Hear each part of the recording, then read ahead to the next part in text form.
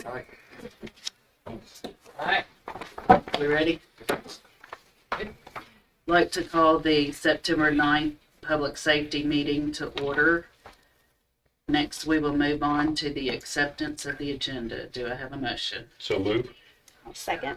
All in favor? Aye. Aye. Motion carries. Do I have a motion for the approval of the August 12th meeting minutes? So moved. Second. All in Aye. favor?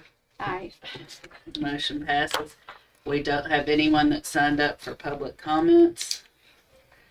To ordinances and resolutions. Ordinance 2025-17. An ordinance to amend Title III Municipal Court, Chapter 3, City Court, Section 302, to increase city court costs pursuant to state law. So the state changed our fee from $1 to $2. We don't really have an option or anything. Do I have a motion? A motion to approve. Second. All in favor? Aye. Motion carries, and this, we will be bypassing the 2-week rule. This is on BOMA tonight, correct? Yes. Okay. Other agenda items, discussion of HFD on automatic aid with Gallatin Fire Department. So Chief brought this to me. It's been a couple months, and looking at changing our mutual aid situation we have with them right now to automatic aid. And so we sort of looked at what area that would mean and try to define that. And I asked for some data from the Emergency Communications Center so we could look over that and figure out, how many calls we would respond to versus how many calls they would respond to, and if it would be beneficial. Probably Chief would explain to you all the difference between mutual aid and automatic aid. I think that'd be helpful.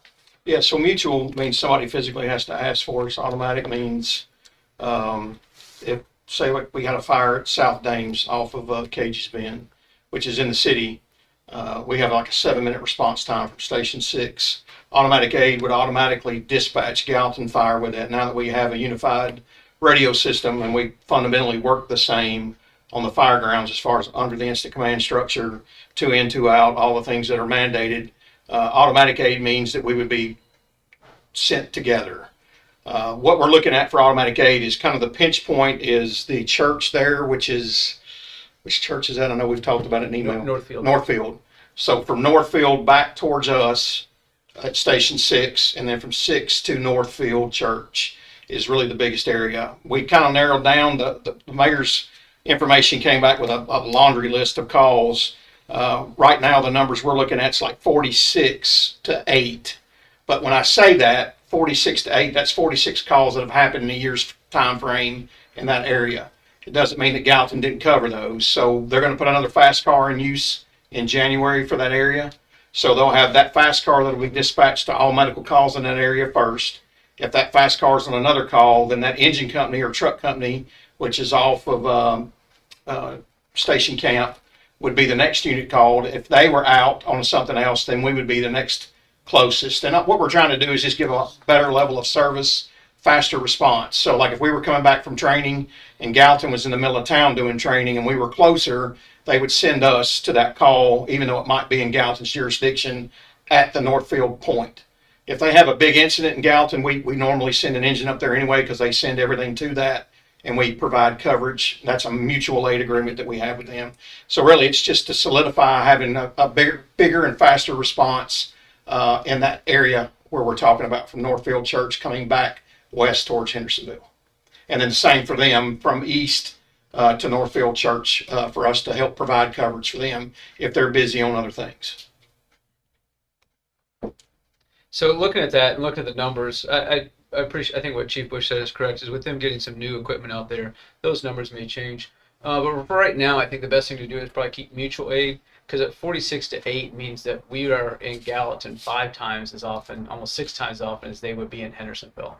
And that's just I love helping out neighbors, but if our equipment is going to be outside of Hendersonville, I want to make sure that there's a balance, that their equipment is going to be here helping us. So, and mutual aid it's a great situation to be in that, we need them, we call them, when they need us, we call them. So it doesn't mean we don't go. It just means it's not automatic, as Chief Bush said. And so my best suggestion is let us keep looking at the numbers to see what happens when Gallatin adds to some equipment and see if the numbers change a little bit. So. You good with that? I mean, the 46 calls are, like I said, for a year's time frame. It doesn't mean that Gallatin didn't cover 42 of those, right? They covered all 46 of them, right? All they're asking for on the automatic aid part of that is if they're busy or we have a unit that's closer, that we would split that difference between the two of us. That's really all it means. Is it going to be 46 calls? I would say no, but if I tell you no and then it turns into 40, it's going to kind of make me look silly. I don't know what the numbers to expect. I can't predict that. And the highlight, I guess the need for them to have two pieces of equipment tied up and us to go to a call would be even reduced of that 46, if that makes sense. I will say in that area, if you have a fire in that area, we had one 2018 on election night in South Dames, and we had a 7-minute response time, and it would have been very beneficial for us to have Gallatin be able to respond to that fire with us simultaneously. Again, your ISO points are based off that. It could potentially help us with our ISO points because we get to count their staffing. And if we train with them, which we would, because we're now going to be working fire scenes together, you potentially can get some points on your ISO rating for that, which would help us as a city as well. Like I said, though, what I worry about is our equipment would be outside Hendersonville. In 2023, it was 46 calls, and in 2024, it was 46 calls. That's based on what the chief wrote to me. And I have a hard time with that. I have a real hard time with that, is that our equipment is going to be outside Hendersonville. And ISO rate is very, very important, but having our equipment, having our equipment and our firefighters closer to Hendersonville residents is what's more important to me. I've got a question. Yes. So on mutual aid is when they call us. So if, for example, they had 2 of their fire trucks on site under the current mutual aid agreement, would they call you and say, come help us out, we're busy? So typically they only ask for us right now if they have a big incident, that everything that Gallatin has is involved in that. Okay. Other than that, we do not cover anything. So what if we don't enter into this agreement, let's just say that the fast car and that engine on the big station camp was tied up and we were not in that agreement with them, their next closest unit would be at Vol State. It's going to have an increased response time, whereas ours would be closer at Station 6 if we were available. Obviously, if we're not available, it's going to be a toss-up as to who goes. Tell me what a fast car is.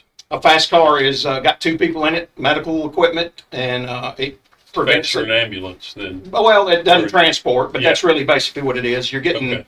It's easier to maneuver in traffic, right? Because it's an SUV. Yeah. It's smaller in size. You've got 2 medically trained people on it, and they can get there, start initiating medical care prior to the ambulance getting there. Okay.